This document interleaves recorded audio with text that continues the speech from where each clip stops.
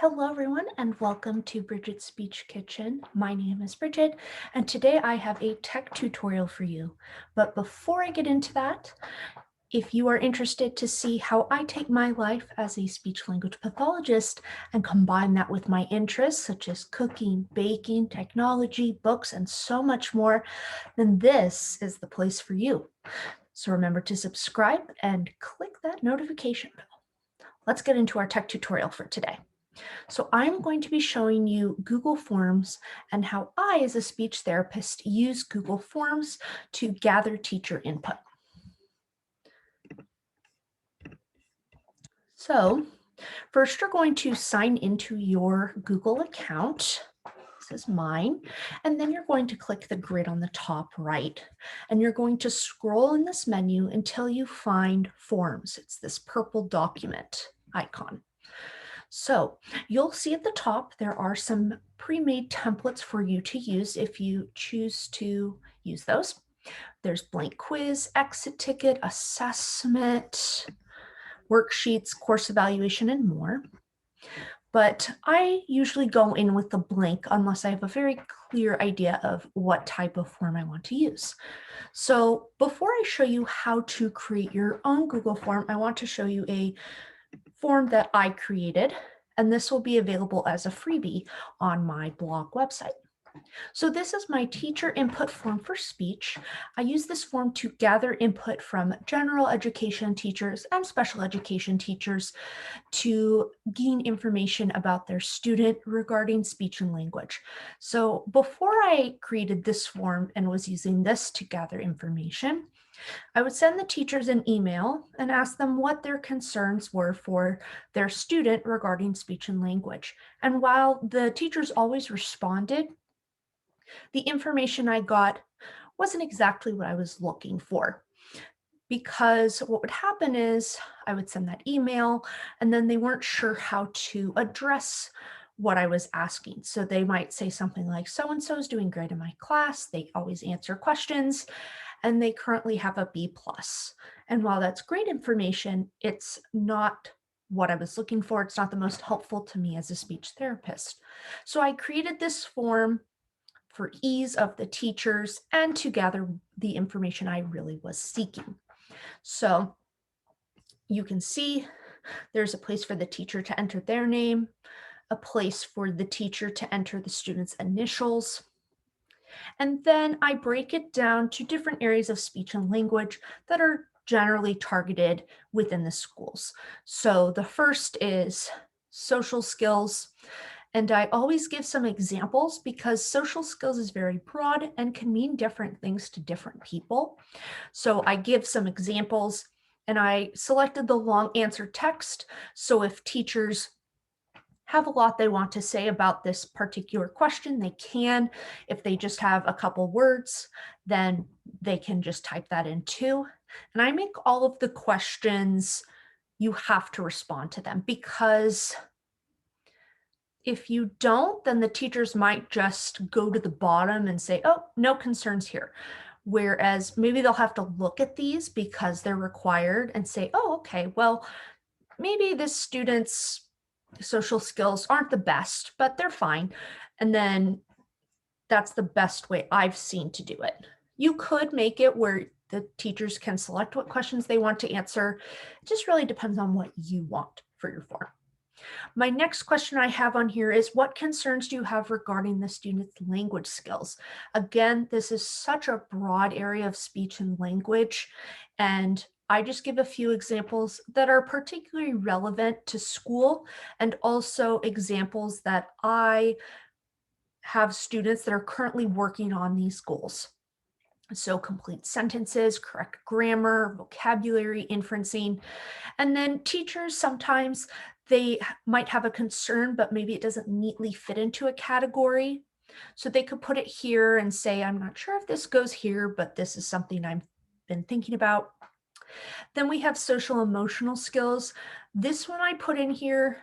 I'm not a psychologist by any means, so I don't work very specifically with emotions. However, I found that during this COVID time, a lot of the students are having difficulty with their emotions and it's impacting their ability to socialize and communicate. So that's why I've included this question. And it can also include things like problem solving and perspective taking, which are psychological emotional skills, but also social skills. Then we have articulation or speech sounds, and I've given some examples, just the very common ones.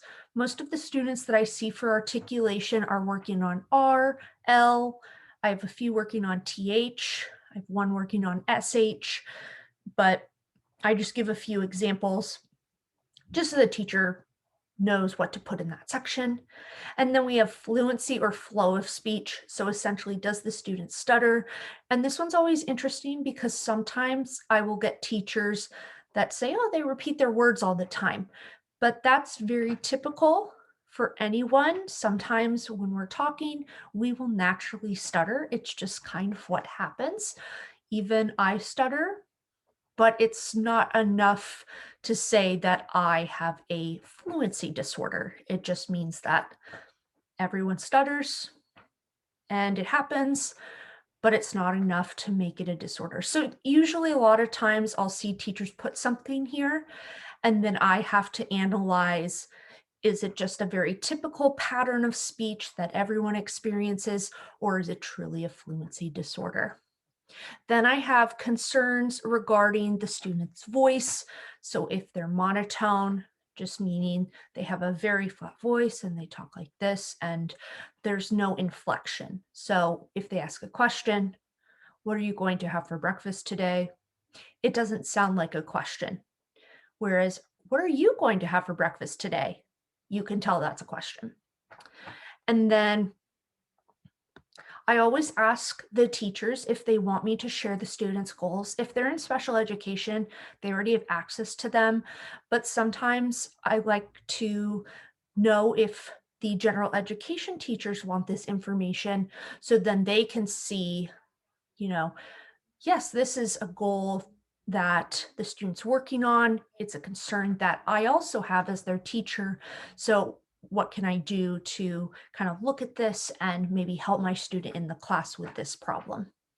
I always ask how I can best help the teacher with their student in the class because that's what I'm here for. I'm here as a support, and I'm not just supporting the students. That is the main part of being a speech therapist, but I also need to support the teachers as well so they can support the students as well. And then additional concerns. So I always put this in case there is a concern that a teacher has, but they feel it maybe doesn't fit neatly into one of the previous categories. And then finally, I always ask if it's easy to fill out because I like to be able to edit the form in order for it to be easy for the teachers to fill out. So this is actually my second form. And when I go back to the main forms page, you'll see there was a previous form and it was much longer and much more comprehensive. But when I asked this question, the teachers would normally say, no, it wasn't that easy. You know, they could click and answer the questions and things, but it took a long time. And then this section, how long did it take you to complete the form?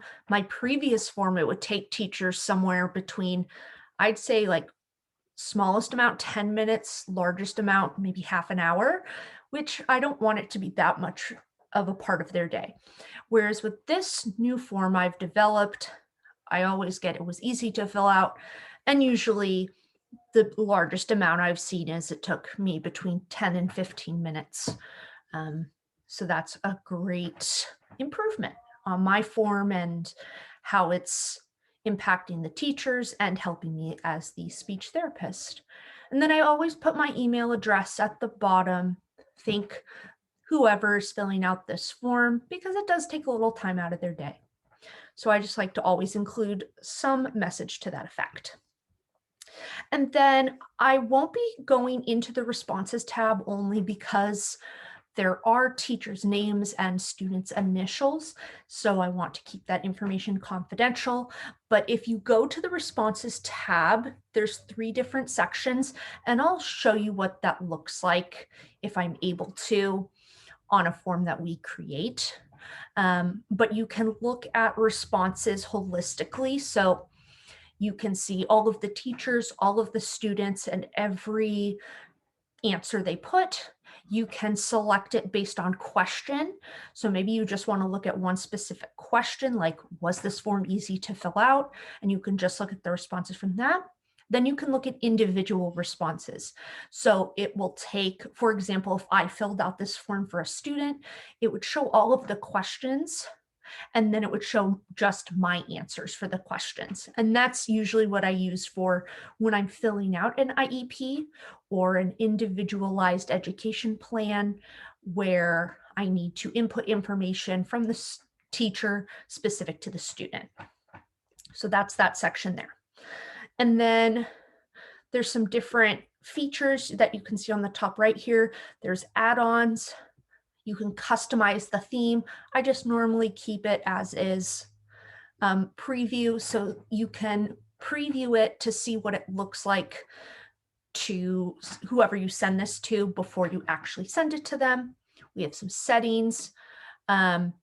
So if you are a speech therapist in a school and you're using your school email, oftentimes this setting will be selected, restrict to users in Alameda Unified School District or whatever your school is, and trusted organizations. So sometimes I'm asked to complete an assessment for a student that is not in the district. So if that's the case for you, make sure just to unselect that option so then whoever you're sending it to actually is able to access it. And then you can see there's also presentation. I've selected show link to submit another response. Maybe the teacher is completing this for multiple students. Maybe they forgot to enter something the first time around. Actually, I'm going to click show progress bar as well, even though everything's on the same page. And then we have the send button, and you can send via email. You can just have the link. You put your emails or the email address is here, and then your subject, and then you can change up the message. I usually just put, I've invited you to fill out a form for student X, and then include the form in the email so they can immediately go to the form. They don't have to go to their Google Doc or find another email with it. And you can also add collaborators. So if I wanted to share this with other providers, like other speech therapists maybe that the student works with, I can do that as well. And then we have the more button, or the three dots, like the ellipses. You can make a copy. So this is good for if you're sharing this with multiple people or multiple therapists, and you don't want all of their responses, so you can have them make a copy, or you can make a copy and send that copy to them. And then print, add collaborators, good things like that. So that's this form. You can also put forms into folders in Google Drive, and you can star them so they're easy to access. So let me go back to the forms page. So you'll see, like I was talking about, this was my very first teacher input form. It was much more extensive. And then this is version 2, and it's been working out great so far. So to create your own form, I'm just going to select a blank because it's the most simple. So this is what it looks like when you open your form. Make sure to title your form, because if you don't, you'll just have a bunch of forms that are labeled untitled, and it will be difficult to find them when you're looking for. So I'm just going to do example form video. Make sure to title it as well.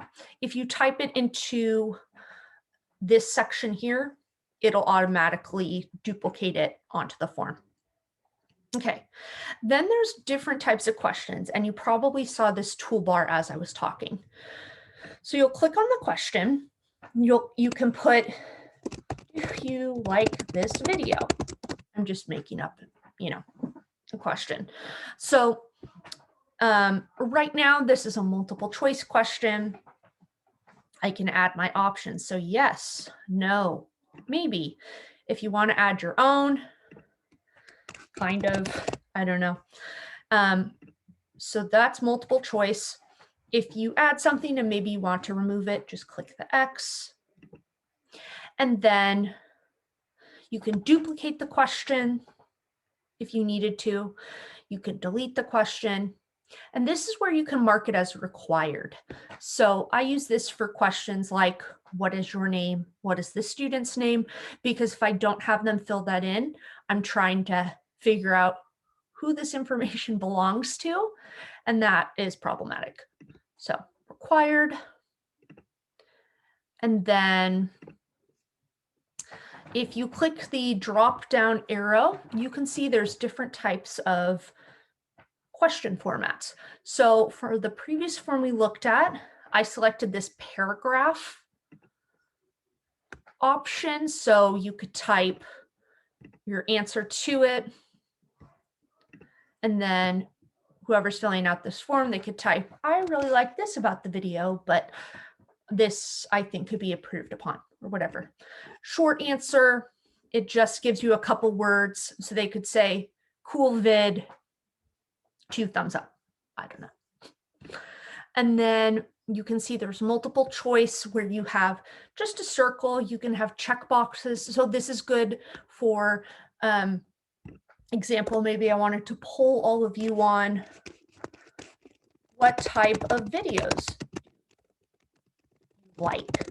And I could have short ones, long ones, vlogs, tutorial, I don't know, etc.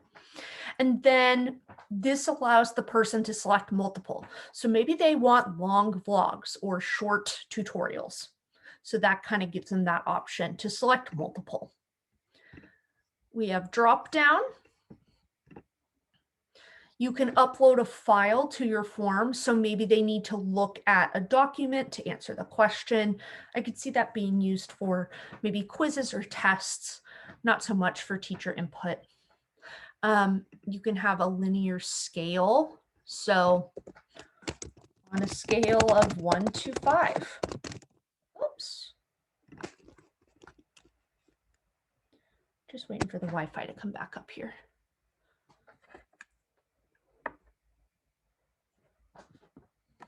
Okay. How much do you like this video? And then, you know, you can select 1 as hate it and 5 as love it, right? And then they can select. And then we have multiple choice grid. So this could be for something like matching. Same with checkbox grid, again, could be good for matching. And then maybe this you're asking like, should I publish my next video? And then you could put some different options here and poll people on that. Same with time. And then we have different options here. So maybe I want to add another question. You simply click the plus sign and then you'll see another question box.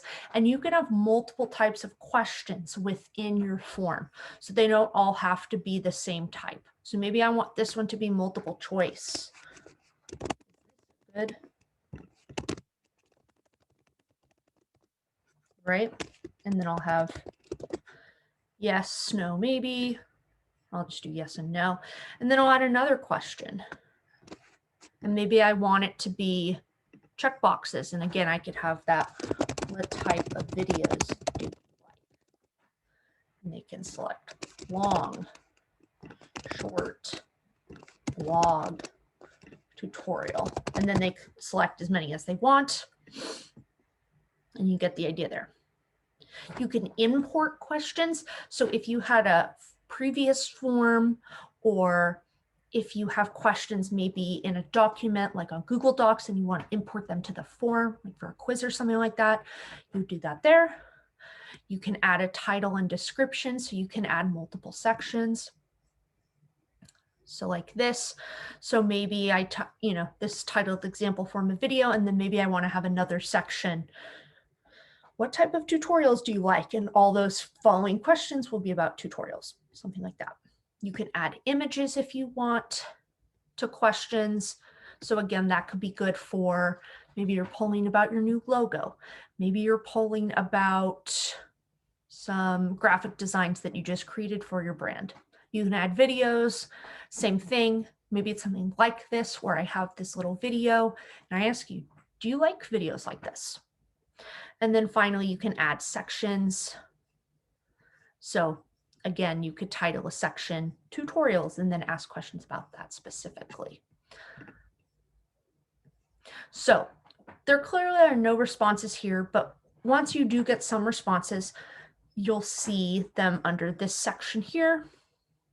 And what's nice about this is you can turn off the form essentially. So maybe you're going on a school break and you don't want anyone to be filling out this form. You can just select or toggle this button, so then you won't get any responses until you activate the form again and accept responses. And you can get notifications for new responses. You can select where responses go. You can download them in case you need that information for later, or you need to print it for some reason. So that's what I like about forms. There's a lot of different ways to use forms. There's a lot of different templates. They provide a lot of variety of questions. Can be used for so many different things. I exclusively use it for those teacher input forms, but if you're a teacher or someone that maybe needs to be giving quizzes or something, this is great. And the beauty of forms is that they're always editable in Google Forms. If you make it and maybe you need to change a question, maybe you need to add questions or any other sort of editing thing, you can just go in and do it there and it'll automatically save. See, all changes saved in Drive. So you'll never lose anything unless you permanently delete it. So with that, I hope that was helpful. I hope that gave you some good insight into how you can use Google Forms, whether you're a speech language pathologist like myself, whether you're a teacher or some other sort of professional that might have a use for Google Forms. If you have any questions, you can email me or you can DM me on Instagram. All of my socials information is down below in the description box. Have a wonderful day, and until next time, see you later.